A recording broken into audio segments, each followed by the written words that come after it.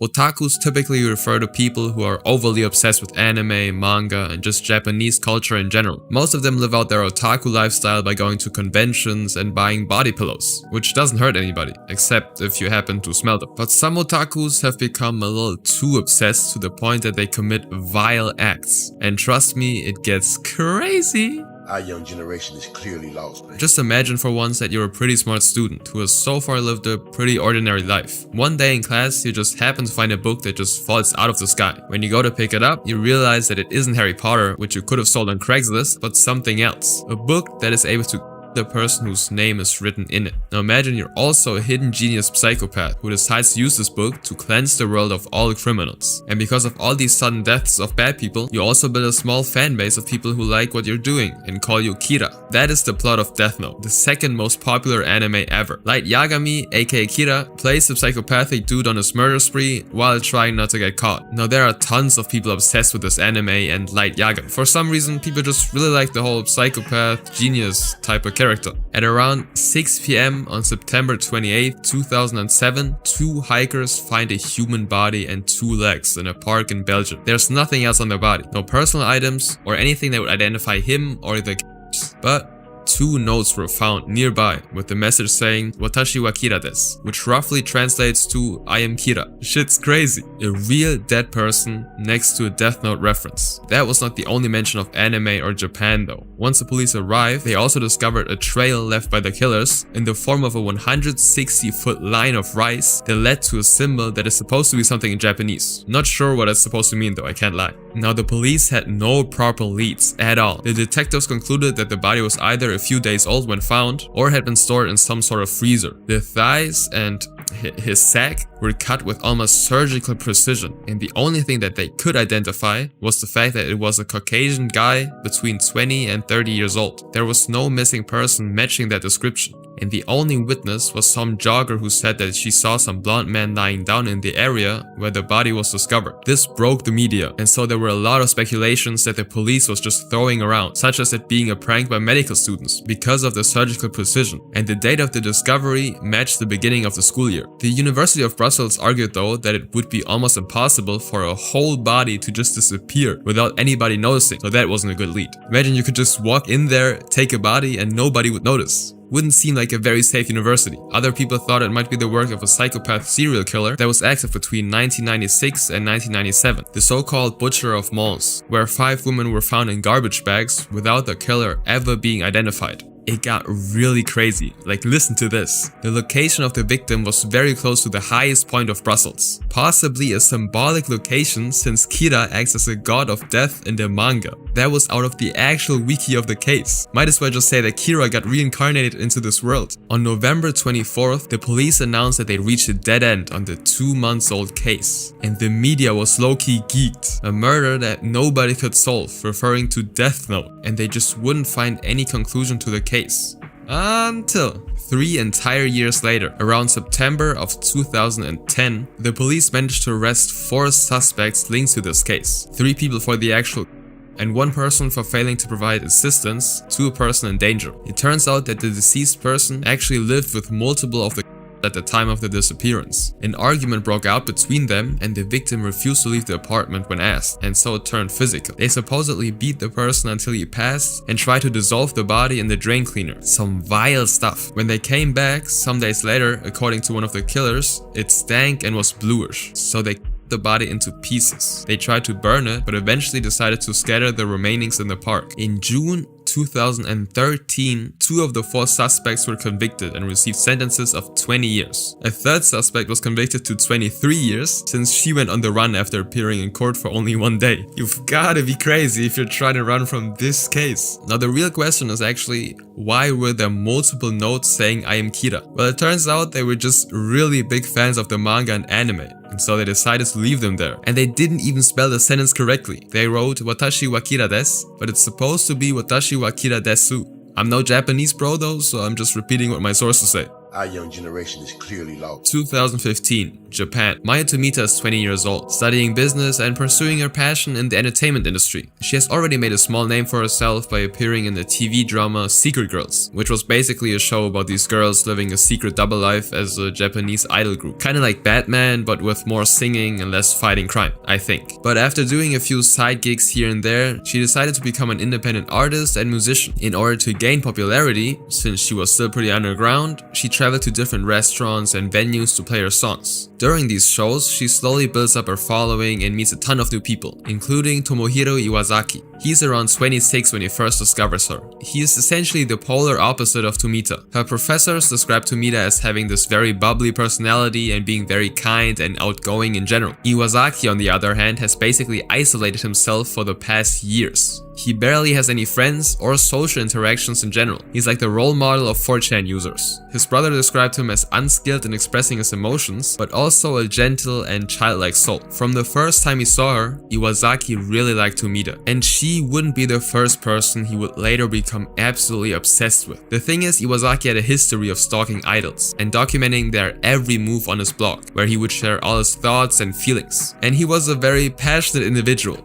It would escalate to a point where multiple police reports would be filed against him for following idols in real life and sending them threats. But the worst crime would have yet to come. Like with all the other Japanese idols, Iwasaki quickly became infatuated with Tomita. He would start off as a passionate fan of her and her work, giving her chocolates and little gifts after her performances, which could still be seen as quite normal. I mean, fans give stuff to their idols or role models all the time. But as time went on, he became more and more obsessed. In 2016, after giving her various gifts ranging from flowers to weird-ass books, he built up this fantasy that they're gonna become a thing somehow. I mean, he gave her so many cool things, right? So Iwasaki would decide to propose to her in the restaurant she would perform at that night, with his biggest gift yet, a very expensive gold watch, along with random books. So far, Tomita has been quite nice to him, accepting his gifts and all that, but she obviously couldn't marry this guy. They never even talked outside of her performing, so she rejected him, but she gave him his Twitter so he could check out what she was doing more often, and somehow that seemed to satisfy Iwasaki. Although he was like very isolated from everyone essentially, and seemed like the perfect guy to run a Discord server, he actually only used Ameba.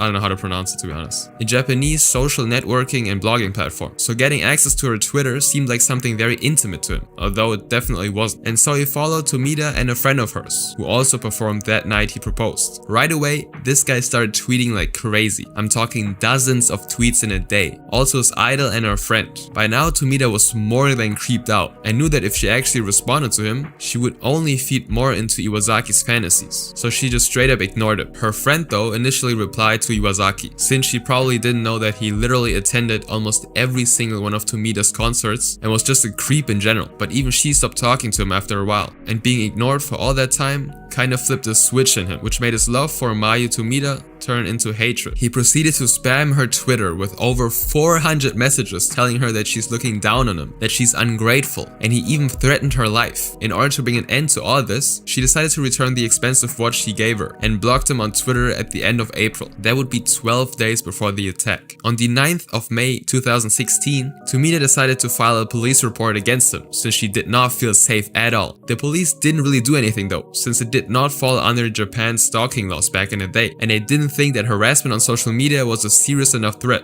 Police really was on demon timing. They did not care at all. At this point, Iwasaki has gone absolutely mental. Because Tomita blocked him, he spam messaged her friends on Twitter, demanding all of the gifts back now. The chocolate, the weird books, the flowers, he wanted all of that back. Brody, how do you expect chocolate to be returned? But what can you actually expect from a guy like him? Even though this was a very stressful time for Tomita and all her loved ones, she had to keep it pushing. She was trying to make it as a singer after all. So on May 21st, she was set to perform at an event called Solid Girls Night Volume 11. She publicly announced that she would be there, so she was obviously kinda scared that Iwasaki might pull up, and her worst nightmare became a reality. Before she could even enter the venue, Iwasaki confronted Tomita and asked her why she returned all of the gifts. Tomita was obviously frightened as a and gave a vague answer before trying to run away. When she turned around, Iwasaki stabbed her from behind in the chest and neck area 61 times with a 3.1-inch knife. He allegedly screamed, "You should die, die," while doing that. Eyewitnesses immediately called the police after hearing Tomita scream for help and arrested Iwasaki. You can see in the pictures, this guy doesn't seem to feel any type of remorse or shock at all. This is a genuine psychopath, bro. Tomita was in critical condition, but God knows how, Iwasaki didn't manage to damage any vital organs, so she managed to survive and regain consciousness on June 7, 2016. She lived. Unfortunately though, her dream of becoming a popular singer has been destroyed, since she had problems even talking or using her hands. She also suffered from PTSD, so imagine going on stage with that. The police later on issued an apology for not doing anything when she was literally begging for help, saying that they didn't know that the harassment was happening outside of social media as well. Iwasaki only received 14 years, but it actually led to Japan changing their anti-stalking laws to include online harassment on social media as well, so there was at least something positive coming out of this. Now this was an insane case of obsession, but this next case had even more casualties. Our young generation is clearly lost. Kyoto Animations is one of the greatest animation studios in Japan. It was the main publisher of a ton of insane animes, including K-On!, A Silent Voice, Free, and a bunch more. The company has multiple locations throughout Japan, but this story is about Studio One, the building actually dedicated to the animation side of things. It's 2018 and Kyoto Animation suddenly experiences an influx of hate messages. It starts off as threats and slander, but as time goes on, the messages develop into threats, even mentioning specific staff that are working for Kyoto Animation. This whole thing escalates to the point that in October of 2018, the company went to the police to investigate. The Kyoto police tried to find out who was behind these, at this point, hundreds of death threats, but couldn't pinpoint any person, as the creator used Tor to hide their information, kinda like that dark web type of alley. And so the police just kinda gave up. I mean, they're just empty threats after all, right? This would be the potential foreshadowing to one of the most tragic things happening in the anime industry ever. Shinji Aoba, 41 at the time, was staying at an internet cafe on July 16. According to eyewitnesses, he was seen walking around the area close to the animation studio, kinda just cooking up his plan, I guess. 2 days later, on the morning of July the 18th, Aoba walks into the studio, carrying 11 gallons of gasoline. He basically soaks the entire area, including several employees, before igniting it. He sets multiple employees on including him during the process. Right away, the fire results in an explosion at around 10:31 AM due to the gasoline mixing with the air or something. I'm not a chemist. And Aoba supposedly screams "die" repeatedly as he carries out his act. The fire grows by the entrance, as Aoba just walked in there, and it traps the entire staff inside the building. Some workers try to escape through the second and third floors, but the explosion caused the floors to be filled with smoke within 30 seconds, making escape almost impossible. 5 hours later and the fire is under control, but it's only extinguished the next day at 6 AM. The building had no fire sprinklers or anything due to it being classified as a small office building, which is crazy to think about. Now before I talk about the aftermath of all this, which is absolutely insane, why did Shinji Aoba do all this? Did he not like the anime they produced? Was he just batshit crazy? Well, as I already said, he lit himself on during the process, so he had to be rushed to the hospital with severe burns. While being transported there, he admitted to having started the fire, and he actually admitted doing it because of plagiarism. You heard me right? Because of plagiarism. He accused the studio of stealing ideas from his novel. Aoba had submitted a draft novel to the studio, but it didn't even pass the first stage of assessment and was forgotten. But he was still convinced that they stole stuff from his work. Now let me just read out the scenes that were supposedly stolen. His main accusation was that in the anime Tsurune, there's a character in episode 5 who buys meat at a 20% discount. And his novel also happened to have a scene where the hero buys something at a 50% discount. That's it.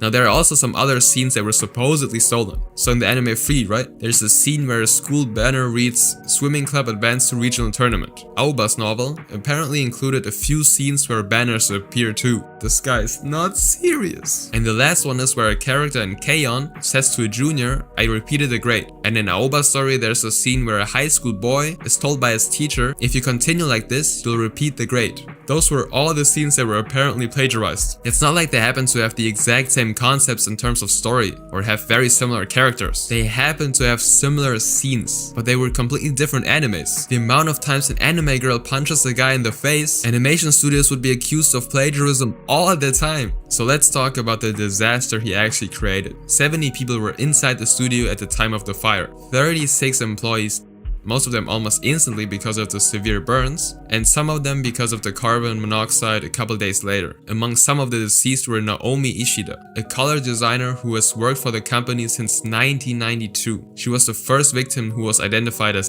Also, Yasuhiro Takemoto, who was an animator, scriptwriter, and director, died in the fire. He's worked at Kyoto Animation for almost his entire career. And Yoshiji Kigami, a giant in the industry, a veteran who has worked on films like Akira and Studio Ghibli's Grave of the Fireflies. The world of anime and Japan lost so many important people that day because of this man. This event was one of the deadliest massacres in Japan since the end of World War II.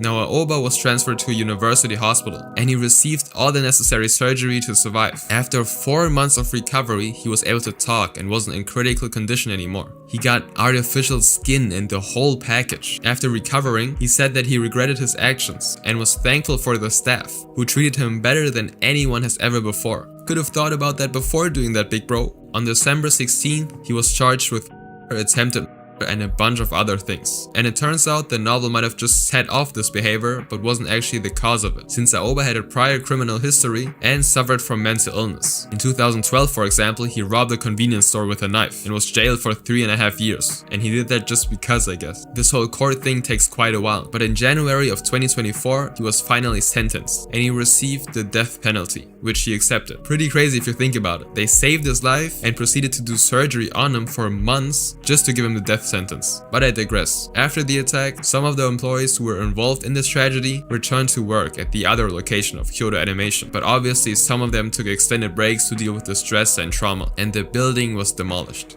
Our young generation is clearly lost. It's 4 p.m. The police in Tokyo receive a call that a man has been stabbed. Once they arrive at the scene, they find a person seated on the floor. It's an attractive young woman sitting in the lobby of her building, but her legs and hands are covered in blood. She's sitting next to the man who's slowly out, literally just chilling with a phone in her hand. That woman was Yuka Takaoka. When all of this happened, Takaoka was a manager at a hostess club. A hostess club is basically a place Japanese men go to get their ego stroked. They go in, the girls working there pretend like they're the king of the world and make them buy drinks and spend money. There's also some spicy stuff going on behind the scenes, but most of the time it's really just talking and drinking. Imagine feeling like Justin Bieber in his prime, but you just pay for that feeling instead. Takaoka's job was kinda just overseeing the place and trying to milk out as much money out of these men as possible. Now on the side, Takaoka was also a huge anime fan. Who would have thought? Whole videos about otakus. She would do the typical thing of cosplaying characters and stuff like that. Nothing out of the ordinary. There was one type of character though she seemed to cosplay the most: yanderes. If you're chronically online, you know what those are, but if not, yanderes are basically these girls in animes, or I guess also in real life, who are overly in love with somebody. Like that next level stuff. Anybody who gets near their crush gets stabbed and they become all crazy. That's like the whole story of the game Yandere Simulator, right? You're this girl who kills everybody and anything who stands in the way of your love. Now let's get back to the hostess club. Those are designed for Japanese men to talk to women. But there's also the female counterpart, host clubs. Women go there to just forget about reality and talk to young men. And in one of those host clubs, Phoenix Luna had just started working there as a host to make a living. It's obviously not his real name though. Even though he just started out, he actually managed to do pretty decently as a host. He was number 4 and for quite some time number 3 in terms of popularity, which didn't result in a lot of money, but it was enough to survive, since he was also able to sleep there. He just kinda had that nice look to him. I mean, he's not an ugly guy, no did he? So one night, Yuka Takaoka decided that work was pretty draining as a manager. So she just wanted to relax a little and get some male attention. And so she went to a fusion nightclub, the host club where Luna worked at. Now it was just something about this guy that caught Takaoka's attention. And so she chose him to entertain her for the night. She spends some money, has a pleasant night, and then goes home. As transactional as it gets basically. It's like somebody subbing to a big streamer. They get $5 and you get to see your name on the screen for a split second. But Takaoka just keeps thinking about this man, so she decides to return to the club over and over again. You gotta know, for the past years,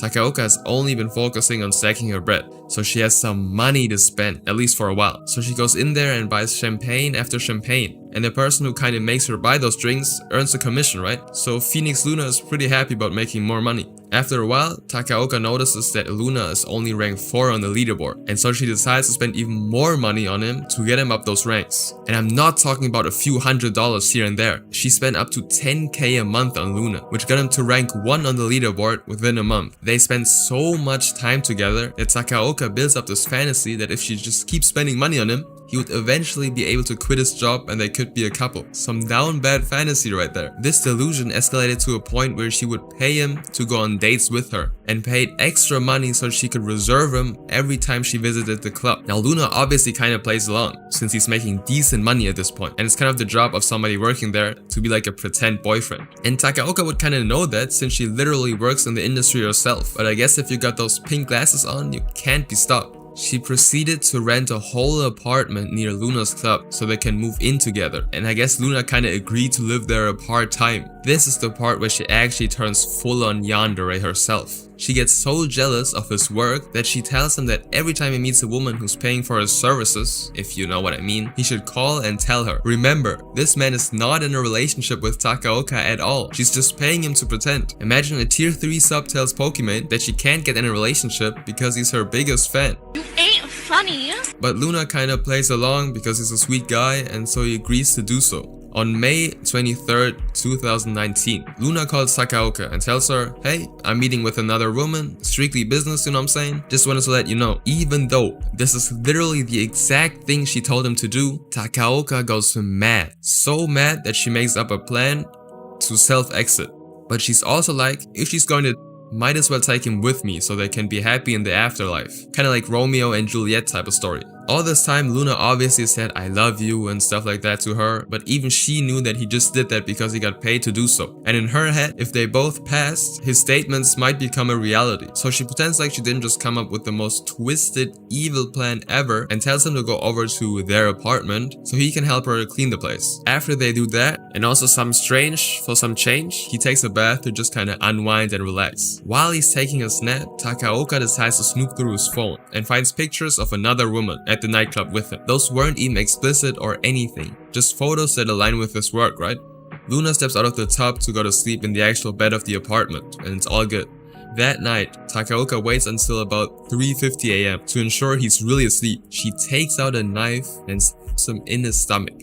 He obviously instantly wakes up, shocked that he literally has something in his body, and before being able to push her away, Takaoka sits on top of him, asking him if he really liked her. I think in this situation, every guy would do the same thing, and he just tells her, I love you, and then pushes her to the side. He runs towards the elevator to try to get out of the building ASAP, and Takaoka follows him after grabbing some things. Luna loses consciousness though, and so Takaoka literally drags his body to the lobby of their residence, and just sits next to him, waiting for him to die. Now a random woman just walks by and sees all of this and is shocked to her core. First thing you gotta do is obviously take a picture, and then she calls the police. In the picture you can see Takaoka on her phone talking to God knows who without a care in the world. Nobody does anything to stop her though, since they don't know what she's actually capable of. I mean, I would definitely not go near a girl sitting next to a grown man who's slowly acting like everything is sunshine and rainbows. And that brings us back to the beginning. Police arrive and arrest her, and she actually doesn't put up any sort of fight. While she's in the police car, you can literally see her smiling, like she enjoyed that stuff. Now comes probably the most obscure thing ever.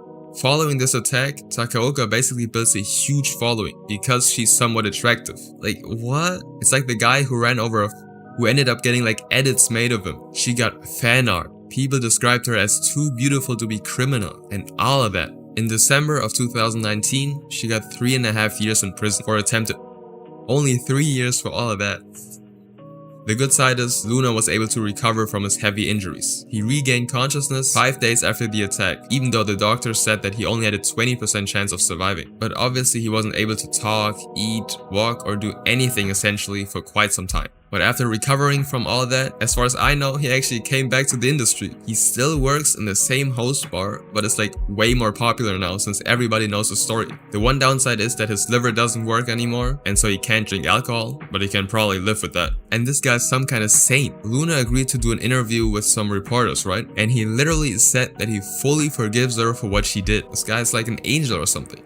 Now let's talk about Takaoka. This all happened in 2019 and she got 3 years. Doing some basic maths and she's been out there. And she actually posts quite regularly on her Instagram, still doing cosplays and stuff like that. And she also streamed, like Pokemon and stuff. Our young generation is clearly lost, man. Junji Matsumoto was born in 1962 in, who'd have guessed, Japan. You could describe him as a typical introvert kind of nerd type of guy. He didn't really talk much, and when somebody asked him something in class, he would just straight up not respond or go to the bathroom as an excuse. He really was just in his own world for real. For example, one time in class, he was asked what he wanted to be when he grew up, and he just didn't say a word, probably just stared at the teacher. Later, when a classmate asked him in private what he wanted to do, he said he wanted to be a scientist, since he was pretty good at math and science. So he might have been a shy kid, but he at least had something going for him. He could focus on becoming a scientist and just live a normal life. Unfortunately, he would experience an episode of events that will lead him to kill both of his parents. After graduating high school, he secured a job for a little bit, but quit since he couldn't adjust to the workplace, probably because of his shyness or anxiety, and he just kind of stopped looking for jobs.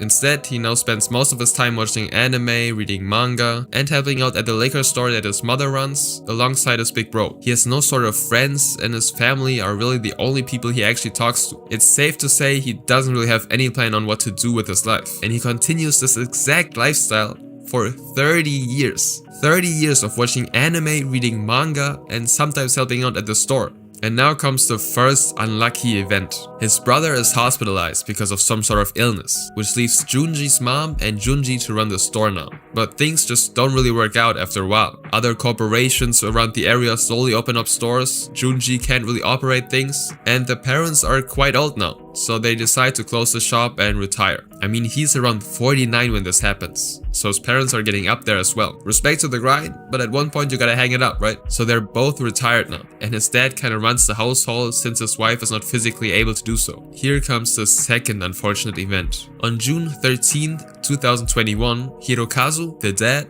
who's now in his 80s, just rides his bike when he gets into an accident. And you know how quickly older people can break bones and stuff. I mean, it's pretty crazy that he's even able to ride a bike at that age. But the father ends up being wheelchair bound nonetheless. With his brother hospitalized for 10 years now, and his dad being in a wheelchair, it is now fully Junji's responsibility to take care of his parents and the household. And he's overwhelmed. He suddenly has to attend to them 24/7. Every time they gotta go to the toilet, he has to help them. When they need to take a shower, he's gotta help them. And something like a retirement home is out of the question, since they do not have the funds to support that at all. Matter of fact, he uses the money that they saved up over the decades to buy the food and all that, since he hasn't had a job that actually paid him since he was 19. It really seems like a dead end. Now let's talk about the most unfortunate event. On June 20th, 2021, Junji was just watching his favorite anime. Probably like, my little sister can't be this cute. Enough with the jokes. This is really sad. He watches this anime to kind of escape reality for a bit, and his father asks him to help him to the toilet, as usual. But there's a really good scene happening right now, so Junji just tries to ignore him. His father really needs to go though, so he's kind of complaining and annoying him, if you can put it like that. He asks him over and over again, until Junji snaps. He's so fed up with his father that he grabs an electrical cord and just starts him. His dad kind of squirms around and tries to stop it, but Junji continues. And all that is left now is his father's soulless. Junji doesn't just live with his father though, right? His mother witnessed everything as well. So in his head, he needs to get rid of her too. He's now left with two in front of him. He grabs them and puts them into the big ass empty fridge that used to be part of the liquor store. He shoves them in there and just tapes the door shut. Jesus Christ, bro, this stuff is disturbing. After the adrenaline probably kind of wears off, he realizes that he had just become a criminal, even though he just wanted to watch his anime. He does not want to go to jail though, probably because he wouldn't be able to watch his anime, so he devises a plan to escape. After the incident, he calls off all appointments that his parents had. He calls off the rehab for his mother, and he postpones the visit of the welfare guys who would have come to the home to check up on them. On June 23rd, he takes all the credit cards of his parents and withdraws everything he can out of there, and then he leaves. There's a mix of him riding his bike and taking trains, but he essentially travels from one side of Japan to the other side, sleeping in different hotels, motels, whatever he could probably find. While he's gone, his relatives actually try calling them multiple times, but obviously nobody picks up, and so after a while of calling them, they called the police instead for a wellness check. They knew that Junji was under a lot of pressure and was kind of, closed off, not really the guy to talk and stuff. So on June 28th, the police checks up on them. Upon entering the house, they notice this weird stench coming from the fridge, and when they open it, they find this. This is a 3D model of how the were inside the fridge. Damn.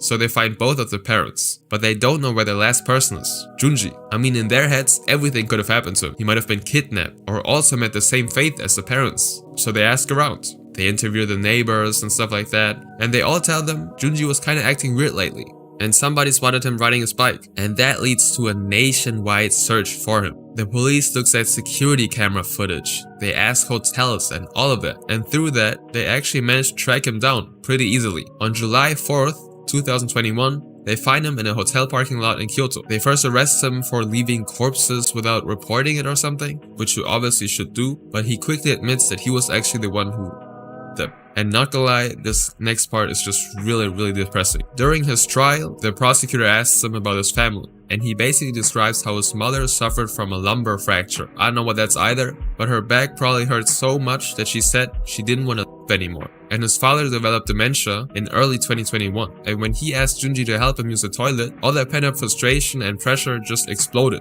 and he didn't care about the repercussions of his actions. During that trial, there were also talks about him having a personality disorder, which made him so shy and isolated from everybody, but that didn't really change the result of the sentence. On the 6th of, I don't know to be honest, because the article doesn't say what 6th, but I'm guessing on the 6th of July, he was sentenced to 30 years in prison for alongside some other things.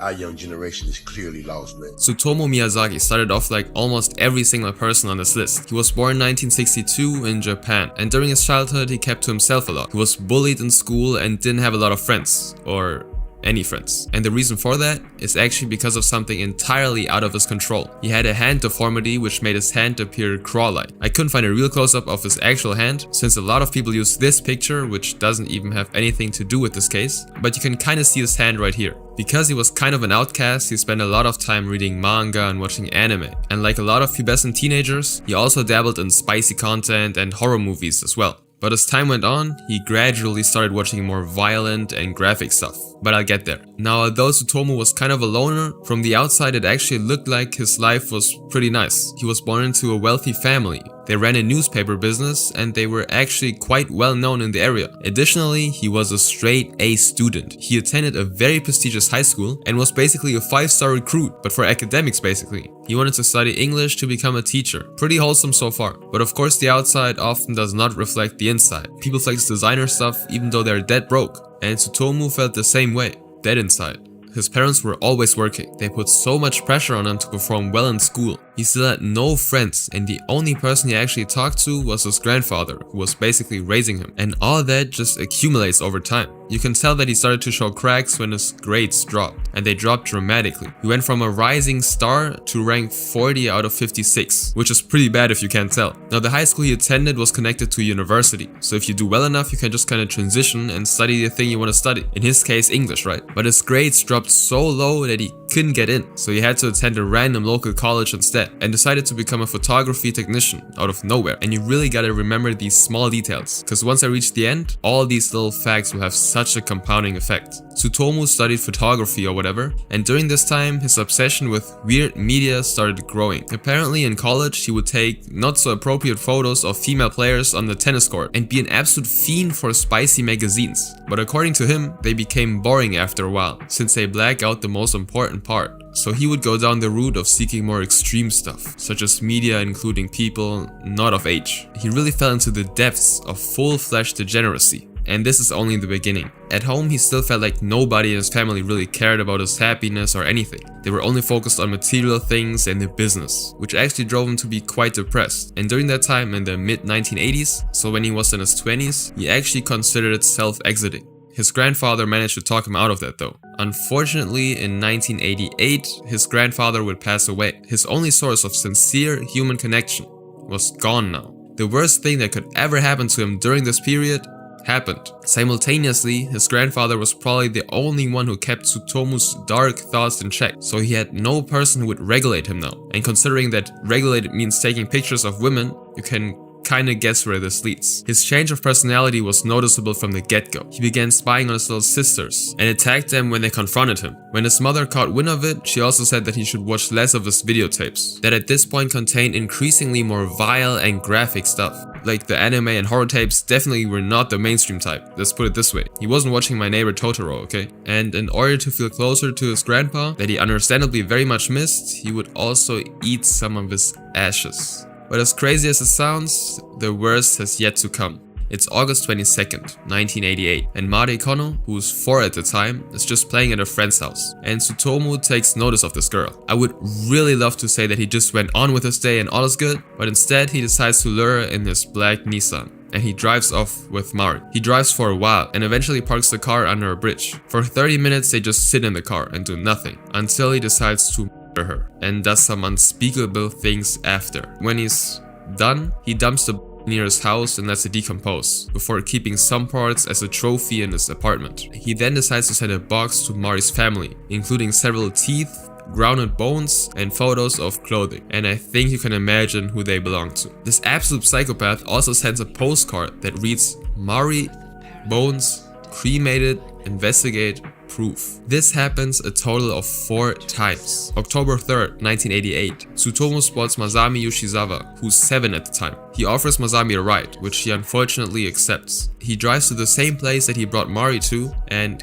her. He does the same unspeakable things to her, takes her clothes, and returns home. December 12th, 1988, Erika Namba plans to return home from a friend's house when Tsutomu kidnaps her. He her into his car and drives to a parking lot and takes pictures of her, of the inappropriate kind. Her was found 3 days later close to the parking lot. On December 20th, Namba's family also receive a postcard that reads, "Erika, cold, cough, throat, rest, death." June 6th, 1989. It's been almost an entire year now since his first victim, and he still has not been caught yet. Ayako Nomoto, age 5, is again just playing in the park when Tsutomu asks to take pictures of her. After doing so, because Ayako obviously doesn't think anything of it, she's 5 goddammit, he convinces her to get into his car where they could continue taking pictures. And again, he murders her. He does not let her rest though. He keeps her body in his apartment for the next 2 days and does unspeakable things until it starts to decompose. He also drinks her and eats parts of her. To make it even harder for all of the families of the victims, he would keep sending postcards describing what he did to them in detail and even call them regularly. When the families would pick up, they would just hear him breathing through the phone, not a single word being said. July 23rd, 1989, Tsutomu sees 2 sisters playing in the park, and he convinces the younger sister to go with him. Again, he starts taking pictures. But before this horrible cycle of suffering is able to continue,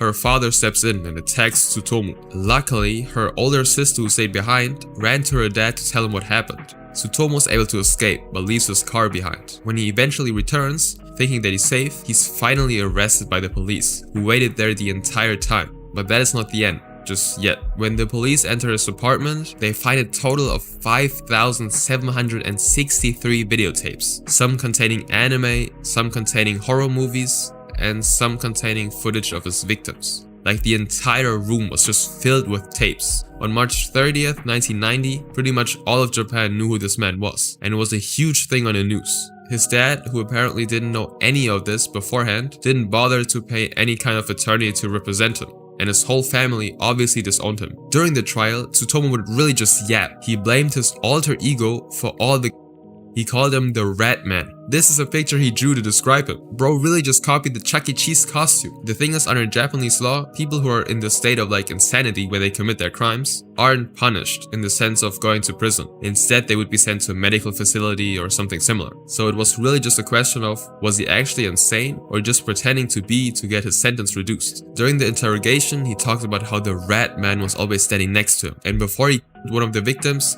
10 rat men would just appear, and once they were gone, the victim was dead. Like really just trying to seem like he was insane, which he obviously was to a degree, but he was definitely also fully aware of what he did. There were 3 teams of expert psychiatrists analyzing him, I guess, and they all came to different conclusions. One deemed him as schizophrenic, the other team said that he had multiple personality disorder, and the third team said that he might have had a personality disorder, but was still capable of his actions, making him fully responsible. And the court ended up deciding in favor of the last team. And so on April 14th, 1997, he was sentenced to death, but he was actually hanged in 2008.